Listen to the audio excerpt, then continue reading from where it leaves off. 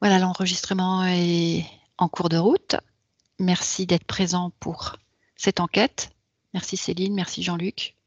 Et merci à tous les auditeurs qui nous écoutent. On va vous proposer une balade, une découverte autour d'un sujet que Céline et Jean-Luc ne connaissent pas encore. Et il s'agit de comprendre ou de savoir, de vérifier en tout cas, si il y a des conséquences ésotériques autour du fait de prendre du poids après un certain âge.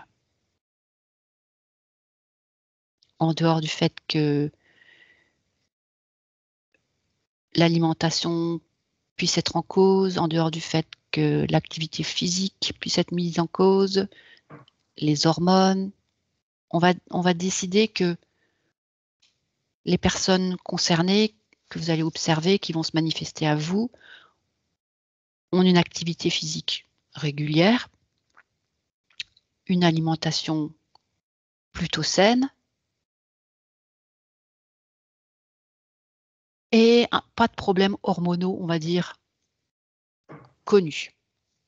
Donc, j'aimerais que vous observiez qu'est-ce qui fait qu'à partir d'un certain âge, on puisse prendre du poids.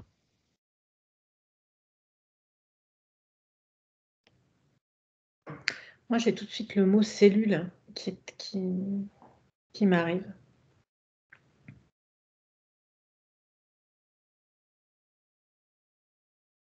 Ouais, moi j'ai comme une sorte d'affaiblissement de quelque chose qui fait que comme ça s'affaiblit, petit à petit,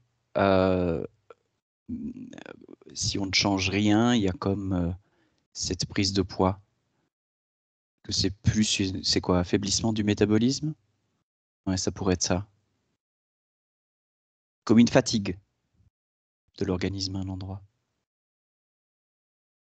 Qu'est-ce qui produit la fatigue de l'organisme? Et je suppose que pour Céline, c'est la reproduction cellulaire qui ne se fait pas aussi rapidement qu'elle devrait, donc la régénération cellulaire. Je pense que vous avez dû tomber sur le même truc.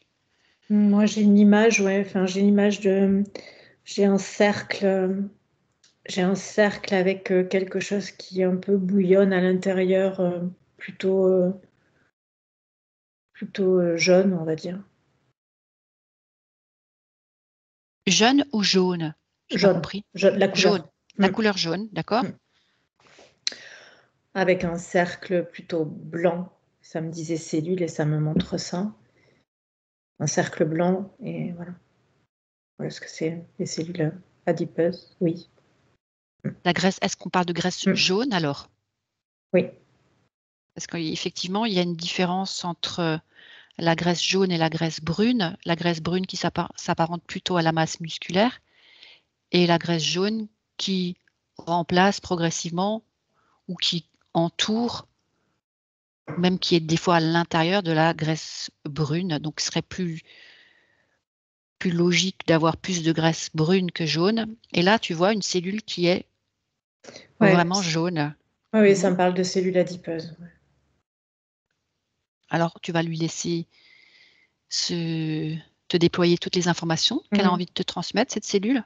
Ouais. Et puis Jean-Luc, si tu pouvais regarder ce que ça donne, cet affaiblissement, si c'est naturel ou si c'est dû à autre chose. Alors, il y a comme moins de vie.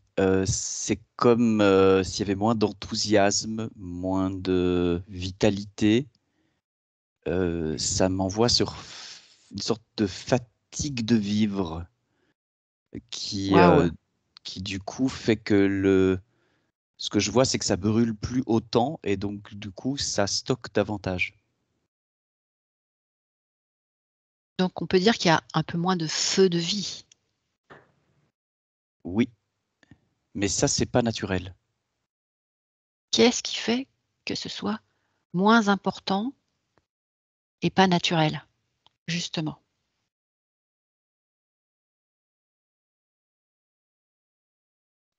C'est comme des micro-déceptions, des micro-attaques, des micro-pics, petit à petit, qui empoisonnent progressivement ce feu de vie.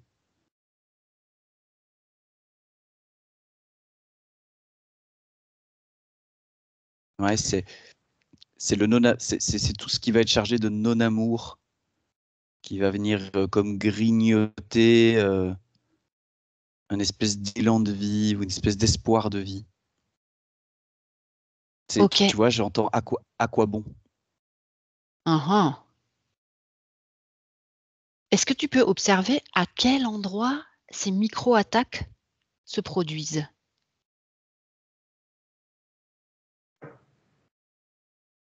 C'est alors là, ce que ça montre, c'est vraiment périphérique, c'est vraiment au niveau de la peau.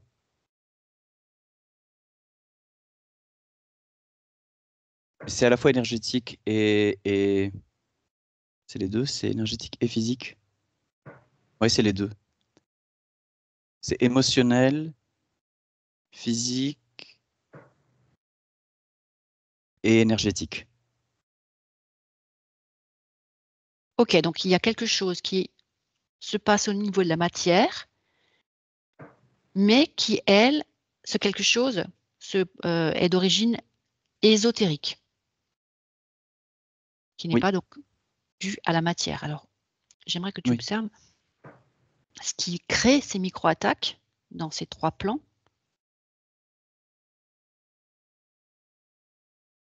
Sur de rayons. Oui, c'est ça. C'est en tout Extérieurs, cas donc. l'image. Ouais, l'image, c'est comme la projection d'un rayon et quand on est dans ce rayon-là, ça affaiblit. C'est une sorte d'empoisonnement, hein.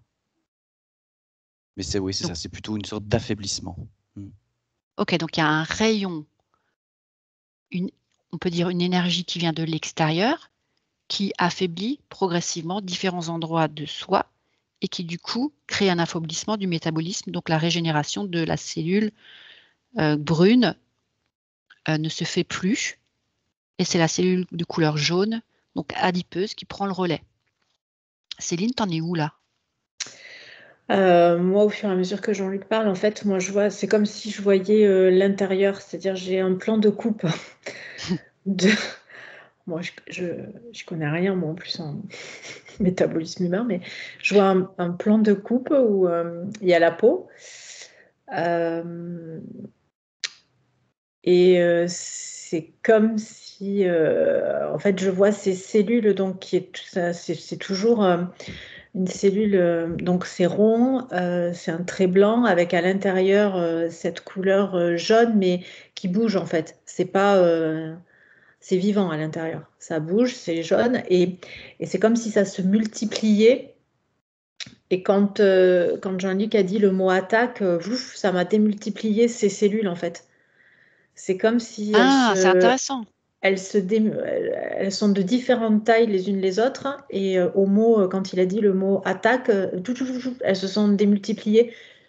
Et, et ça me montrait comme si on pouvait arriver à un moment donné où elles éclatent et donc ça se libère. Et elles sont pas éclatées, mais ça me montrait que que le but c'est qu'elles y soient pas en fait et que ces cellules se éclatent et se Se désagrègent, quoi, en démultiplie. fait. Voilà. Non, elles se Ah, désagrègent, en fait. Voilà. elle devrait se désagréger. Ouais. Mais c'est marrant qu'au Comme, mot attaque, hein, ça elles se sont oh, démultipliées en plusieurs tailles.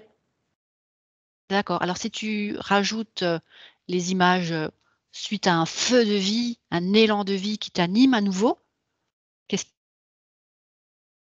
Ouais, alors c'est même, elles éclatent, mais c'est pas éclaté, c'est-à-dire elles s'ouvrent et donc alors je sais pas c'est quoi. Ouais, le feu, ça me dit le feu et le feu qui est à l'intérieur en fait se, euh, se répar- se répartit dans tout le corps, en fait, voilà, donc, dans l'endroit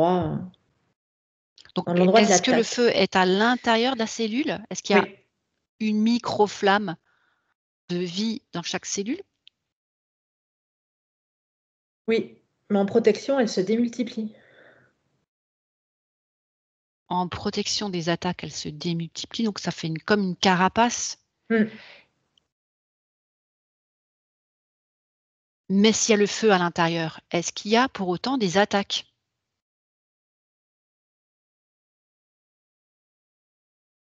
Alors, je sais pas, ça me dit que oui, que le feu, en fait, c'est en réponse aux attaques. C'est ce qui permet à la cellule de vivre. Ok, Le mais feu. s'il n'y a pas de feu à l'intérieur de la cellule, par contre, Mais ça me dit c'est le feu de la vie. c'est ça.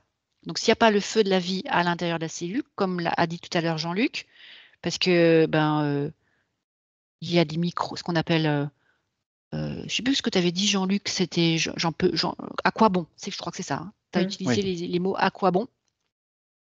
Et du coup, quand on est dans le défaitisme, le fatalisme, là, il n'y a plus le feu de vie à l'intérieur de soi pour brûler tout ce qui est censé nous protéger, nous défendre des attaques.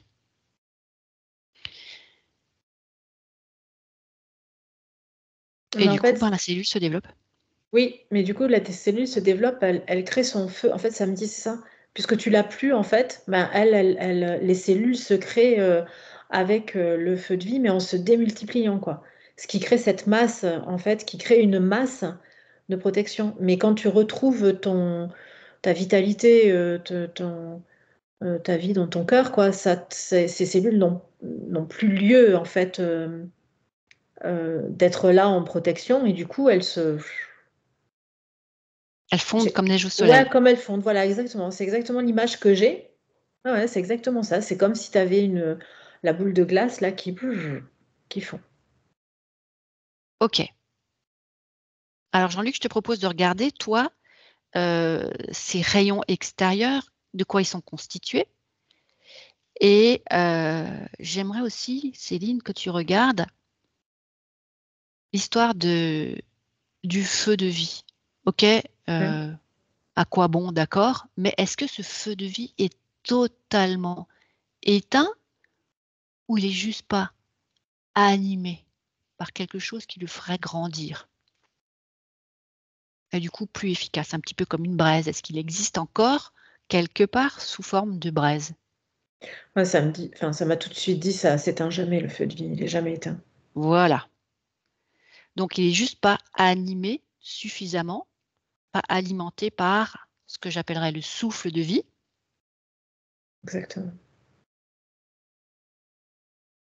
Qui le rendrait plus grand, plus vigoureux, plus fort, qui ferait brûler tout ce qui n'est plus utile. Et d'où viendrait le souffle de vie?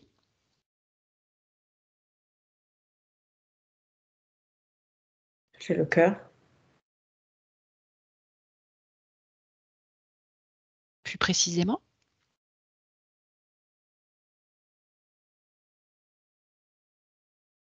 Cœur de soi.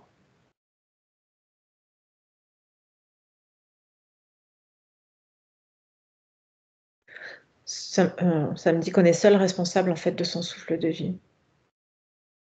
Comment? Et de son feu aussi. Donc ça veut dire qu'il n'y a que nous qui pouvons animer, réveiller notre feu intérieur, notre feu de vie, par le souffle de vie. Et le souffle de vie, on l'obtient en faisant quoi?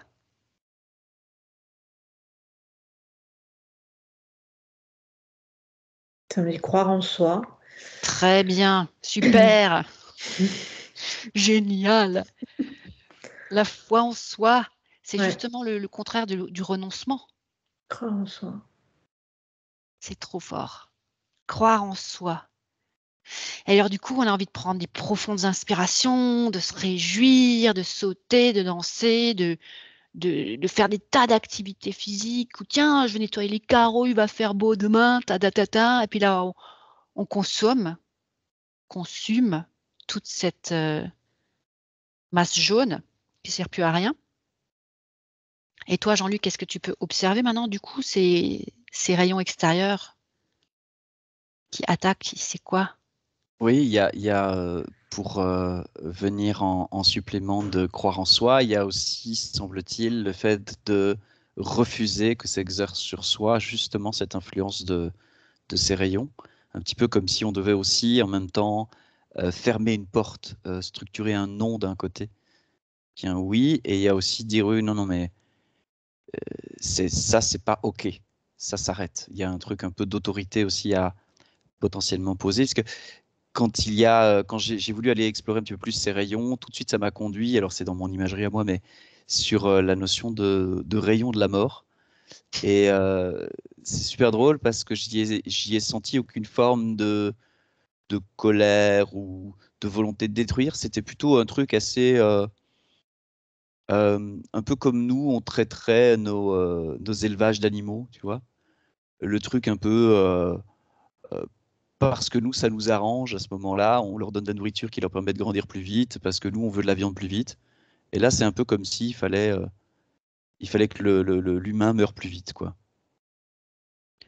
Alors, tu es en train de me dire, si j'ai bien compris, que ce rayon de la mort, donc de la fin de la vie, ça ne veut pas dire que c'est la fin de tout, mais la fin de la vie de la matière, c'est nous, en quelque sorte, qui nous envoyons cette énergie?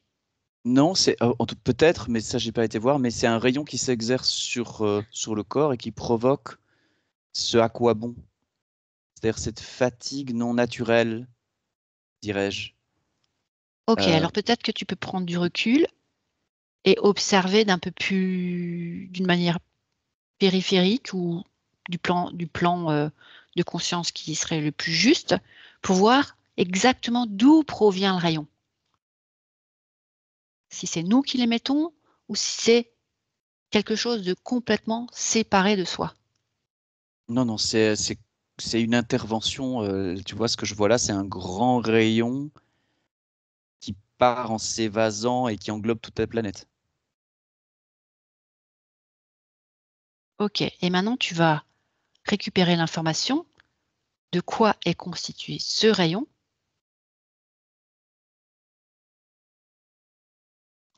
C'est marrant, c'est comme si c'était un ensemble de pensées.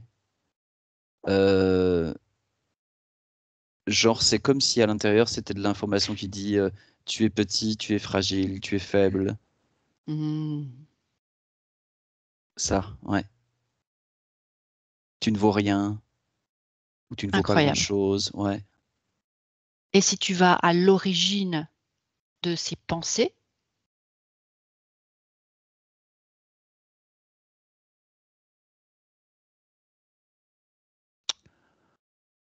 ou des Alors, rayons d'où sortent les pensées, tu vois, les rayons sortent forcément de quelque part, les rayons de pensée sortent forcément de quelque part.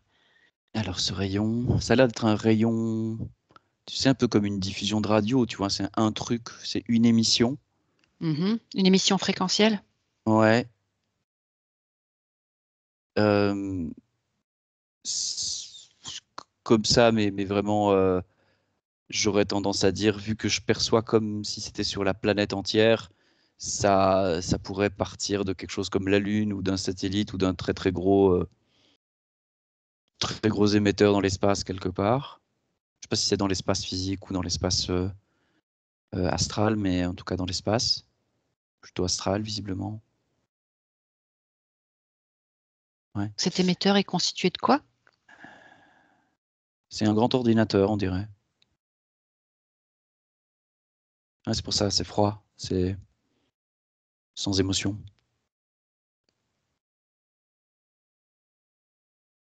C'est un programme.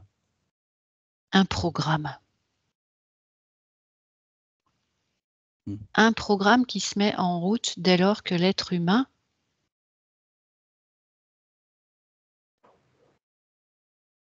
Mm.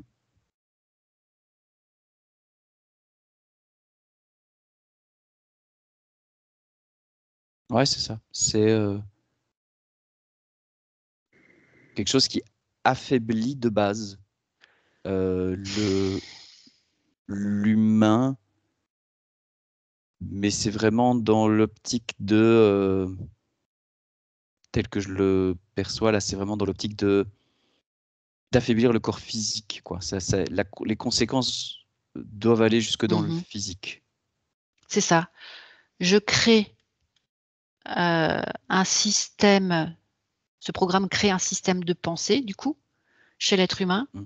qui renonce à lui Mm. et qui le fait douter de tout ce qu'il est, parce que ces rayons, on voit toutes ces pensées, c'est comme un petit peu, ça se trie. Je suppose que ça arrive en fonction de chaque personne. Tu peux avoir 10 personnes différentes, mais bon, ça va réagir différemment en fonction de la personne et peut-être de son passé, de tout ce qu'elle a vécu. Et du coup, ça va l'affaiblir, si j'ai bien compris. Ça va affaiblir Perte de ce sens. métabolisme, ralentir, ça ralentit la régénération cellulaire de la graisse brune. Ça la remplace même par de la graisse jaune. Et finalement, on est entouré d'une sorte de masse dans laquelle on se sent et en même temps confortable parce que ça nous protège, et en même temps inconfortable parce qu'on devient plus lourd, moins souple.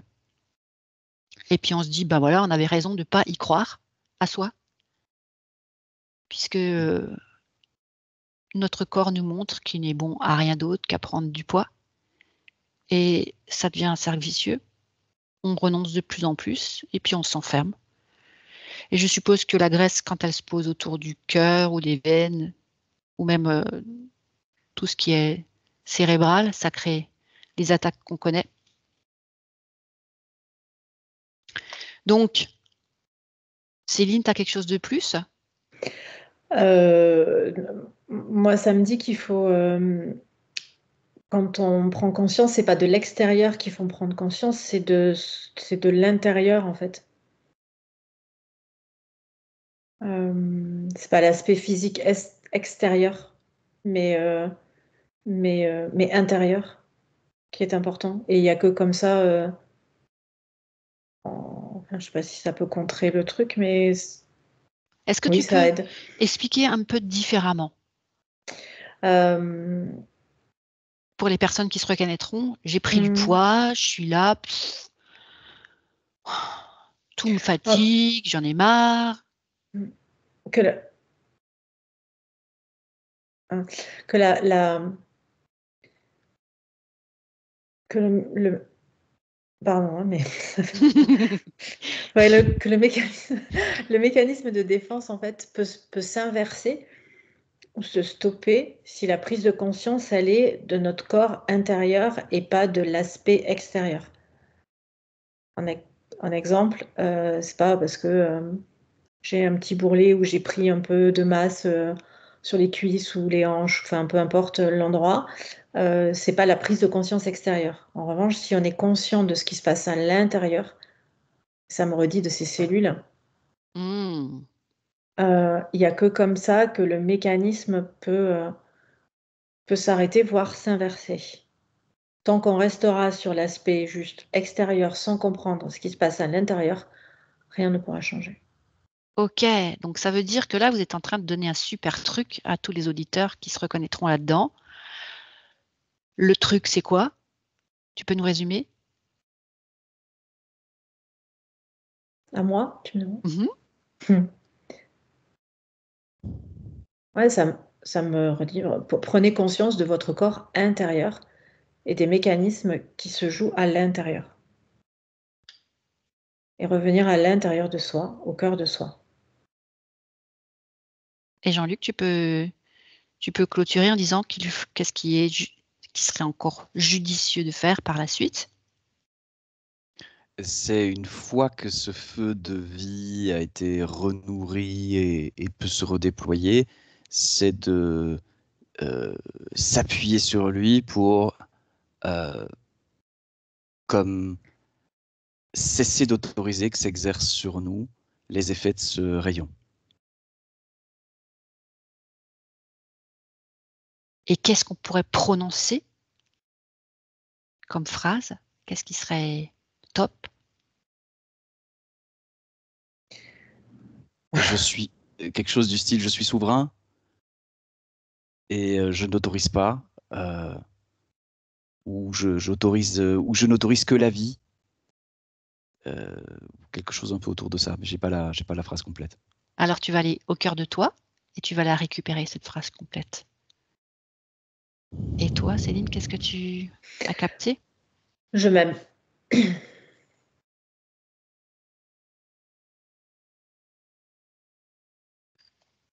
Ouais, c'est au nom de je suis qui je suis, je m'établis comme reine ou roi dans mon royaume. C'est bon. Je m'établis reine ou roi dans mon royaume. C'est beau. Ouais, c'est très bon. Et en tant que souverain ou souveraine de son royaume, tout ce qui nous constitue devient ses sujets. Et s'ils sont gouvernés avec le cœur, tout peut que bien se passer. Merci à tous les deux. Merci à tous les auditeurs. À bientôt.